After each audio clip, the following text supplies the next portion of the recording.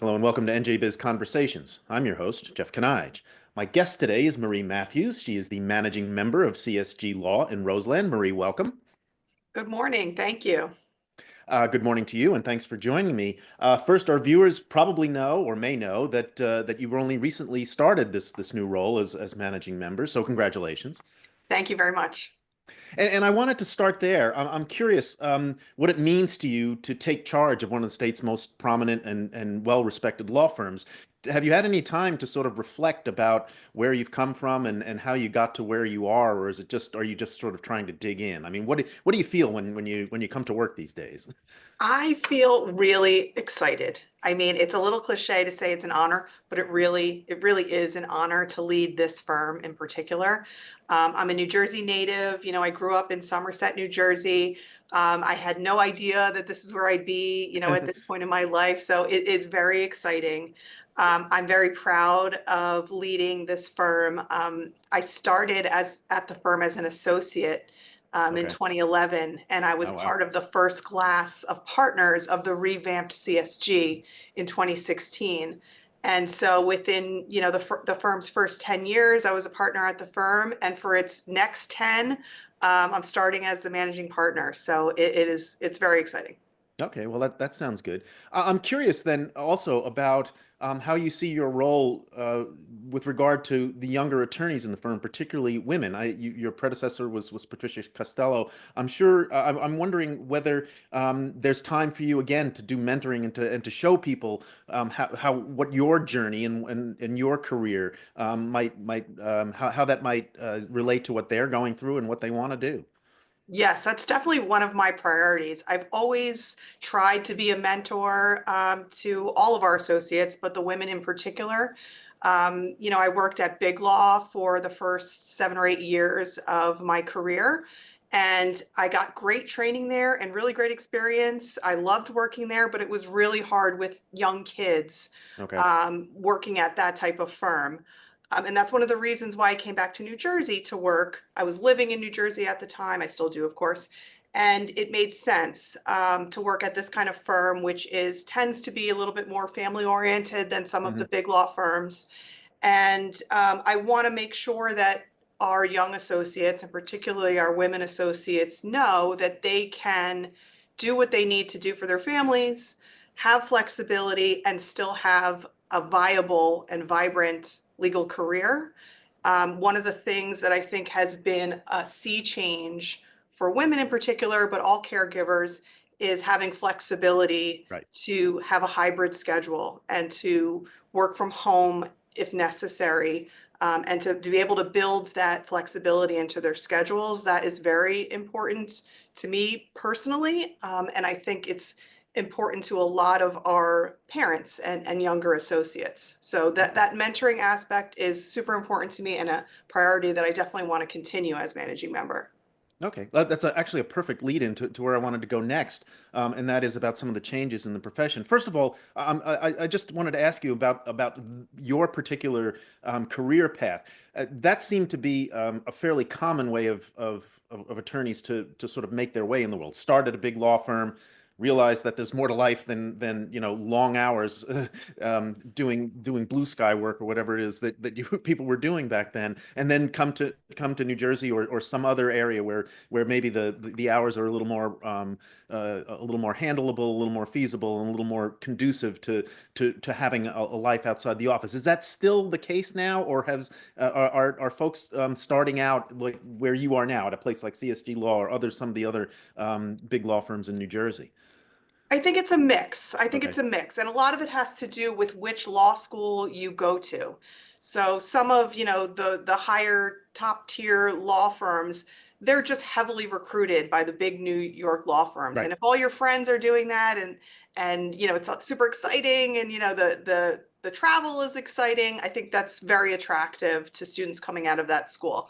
But we are recruiting across the board, not just Okay. at, the Yales and the Harvards. And so a Mhm. lot of the students at, for example, our New Jersey, homegrown law schools like Rutgers and Seton Hall, many of them do go to big law, but a lot of them are looking to stay where they began in New Jersey. And we recruit from there as well. So I think it's a Okay. mix.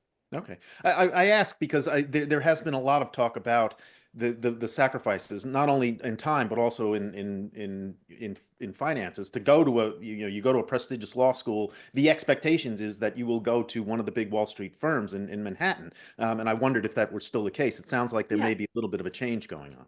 Yeah, I mean, I know the impression that you get from, reading the press is that Gen Z and even some of the younger millennials have a different viewpoint on work, and that they're Hmm. they're going into it with a different mindset than some of the older generations. And I think that's probably true, and it's probably a good thing. I mean, there's an adjustment that has to occur at some point. Maybe when you start out when you're 21 or 22, your Hmm. values and your goals are a little Sure. bit different, Hmm. and so it's natural that you would change over time. But I think it's probably true that the younger generations have a different view towards the work-life balance. And I'm fine with that. I think that makes sense. Okay.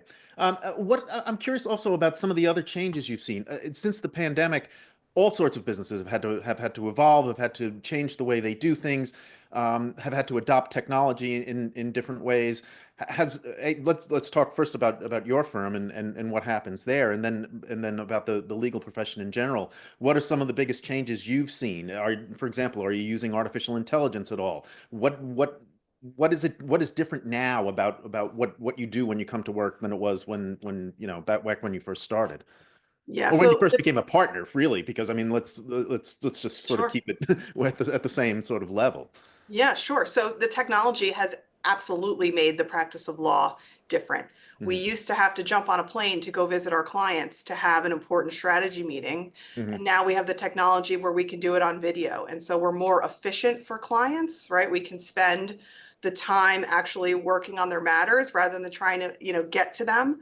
That's been a huge change in the last 5 years. I mean, who would have ever thought that we would be, videoing with clients instead of actually sitting down across the table from them, to have discussions? So that's a major change. If we've already talked about, the work from home paradigm and having hybrid schedules. Huge change in the practice of law that just never would have been 10 years ago. And there's challenges that come with that. It's great for the reasons I've already mentioned, flexibility for people, but it's harder to mentor and train people when you're not face to face and with each other in the office every day. So Sure. we have to adapt to that as well. You mentioned AI. Look, as a litigator, we've been using AI longer than maybe some of the other practice groups. It started with technology assisted review. I don't even know when that was at this point, but it's probably over a decade. We've been using AI to identify documents for review in these large review sets. So we've been doing it for some time, but as everybody knows, the technology has gotten even better and the uses of it has expanded. That is certainly a challenge for all law firms, including ours. We are evaluating, what the tools are and what they can do for us and where we need to be careful. So we haven't Hmm. jumped in fully with 2 feet. We're slowly proceeding to see what works for us. That'll take some time, but yeah, those are big changes across the industry. Okay. Well, I think a lot of businesses are doing exactly the same thing. So you're not alone. Um, have you been able to set some priorities or sort of identify the biggest challenges that you think you're going to have to face? Is it managing that sort of change, or what do you think are the main tasks that you're going to have to perform over the next, say, year or so? Yeah, so I think one of the big priorities is making sure that we are training and mentoring our associates, Okay. especially in this kind of hybrid work model. During COVID, of course, it was really difficult to do that. We have to make sure that we are serving them, right? When you go to law school, they don't teach you how to actually be a lawyer. They teach you how Right. to think like a lawyer. You have to join a firm or join a practice or clerk to actually learn how to practice law. And so we need to train up our associates so that they can be the next generation of leaders in the firm. And beyond just practicing law, what they need to learn hands-on from us is, um, business strategy, right? Clients don't just want to hear what you can do in the courtroom for them or which litigation you're going to file or who you're going to sue, but they want to know that you understand their business and that you're giving them the strategy to solve the problem that they are dealing with, which is not necessarily always a legal question. Sometimes it is, but a lot of it is business strategy. And so we need to work with our associates so they're in the room with us when we're having those discussions with the client so that they can, they can be the leadership of the firm going forward. So that's definitely a priority to make sure Okay. that we are training them up. Makes sense. And one of the challenges I think we all see in the legal industry, particularly at this level, with a 200 lawyer firm, we're not huge, we're not tiny, we're sort of in the middle. Right. We really need to differentiate ourselves from our peers. And so one of the ways, you know, that we need to do that is to make sure that everyone understands what differentiates us. What practices do we have that not everyone has? For example, we have a full service family law group, Okay. and a lot of firms in our peer group, they don't have those kind of Right. practices. We have Right. a full service trust and estates group that also does taxation work. Hmm. A lot of firms don't have that. Right. So we want to make sure that we are getting those messages out and that we continue to grow in a strategic way that serves our clients. Okay. Again, a perfect segue to the next question, which Yeah, is where's growth going to come from? sure. A lot of firms are adding practice groups or even whole other firms. Is that part of what you're doing, or I don't want to put words in your mouth. Just tell me a little bit about where you see the firm going over the next few years. So we're doing both of those things. We're Okay. both um, adding practice groups and adding groups from outside the firm. So we Okay. want to make sure that we're not just growing for the sake of growing. We Right. want to make sure it makes sense for our firm. It makes sense for our, where we practice. We are in both New York and New Jersey, but most of our lawyers are here in New Jersey. And so we want to make sure that we're thinking strategically about what practice groups make sense for us. Okay. In the last year, we've added Chris Kelly and Lisa Colon, who were working at FINRA, which is Securities Enforcement, and Right. they, you wouldn't necessarily think that securities enforcement would be a New Jersey-based practice. You think DC, you think New Right. York. But FINRA, most of its enforcement work is done out of Woodbridge, New Jersey. Oh, really? Okay. Yes, and that's where Lisa and Chris work. So it made Okay. sense for us as the firm that we are to bring on that group. And they're doing fabulously. We also brought on, 5 lawyers from outside our firm to join our corporate and litigation groups from Greenberg Dauber. So we're looking at groups that make sense for us, right? Okay. Not just to add groups to add groups. The other thing that we look at is developing the talent that we already have in-house based on what the client's needs are. So we do a lot of mediation and arbitration work.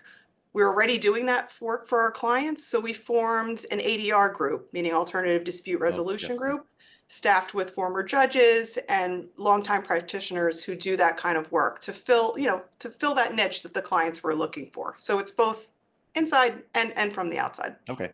All right. Given that, then, do you see any areas, either industries or subject matter, that would be particularly fertile ground for litigation over the next year or so? Yeah, I mean, we're always looking in the healthcare space. I mean, that a Okay. lot of Makes sense in New Jersey, certainly. yeah, yeah, really, because of the market that we're in, that's certainly a hot area. I think there's going to be a lot of immigration work. We have Yeah. a really busy New York practice. Of course, they work everywhere, but I mean, the lawyers Right. who are doing the work are based in our New York City Mhm. office, and especially with the administration's priorities that we've already seen this year, we expect immigration will be hot as well. Okay. All right. I want to get to that in a second, but first of all, just in general about your views on the economy. I mean, obviously, law firms are not immune to the business cycle. Sure. How do you see the way the economy is developing over the next, say, 12 months? So I think it's going to be challenging. I mean, not Okay. just for us, but across the board. Costs are going up all around. There's pressure from clients on rate growth. So I think it's going to be challenging, but we're set up for success in that respect. I mean, we've been working on making sure that our own costs are staying under control. There's only so much you can control, but we're doing what we can there. And on price pressures from clients, if they're comparing us to these big law firms and firms in New York, we're already at an advantage. So we think we're positioned well. Okay. And then you mentioned some of the challenges coming from Washington. We're a little more than a week into the administration already. There's been a lot of litigation over some of what they're doing. How do you assess what's coming out of Washington and where the legal profession fits in dealing with what the administration is going to try to do? Yeah, I mean, we get the same kind of questions from clients. Where is this Like, going and what's going to happen? And of course, we don't know, right? It's hard to predict, but we're taking it slow. So we're watching the news just like everybody else and evaluating our options. It's really difficult to give predictions of how it's going to play out. But we're poised to make sure that, we're giving clients the most, I would say, calm and reasonable advice that this too shall pass. Okay. Just a plug for NJBIZ. We have a panel discussion coming up on February 4th on what to expect from the new administration. So if any viewers are interested in that, the registration is free. It's on our website, njbiz.com. Finally, before I let you go, we have an election year coming up. There's going to be a new administration in Trenton. So this is going to be a pretty lively, should be, gubernatorial campaign.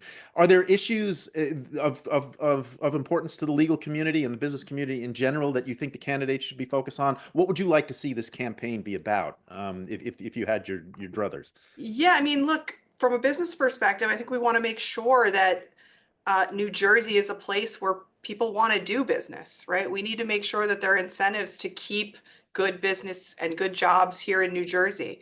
There's been a lot of activity from the film and TV industry in New Right. Jersey. CSG has been doing a lot of that work. We Certainly. want to see those kind of initiatives continue. Okay, very good. We will leave it there then. Marie Mathews, I hope you come back and tell us a little bit about how it's going. Maybe after you've had time to settle a little bit. I'd love to. Thank you. Okay, Marie Mathews, managing member of CSG Law. I appreciate you taking the time.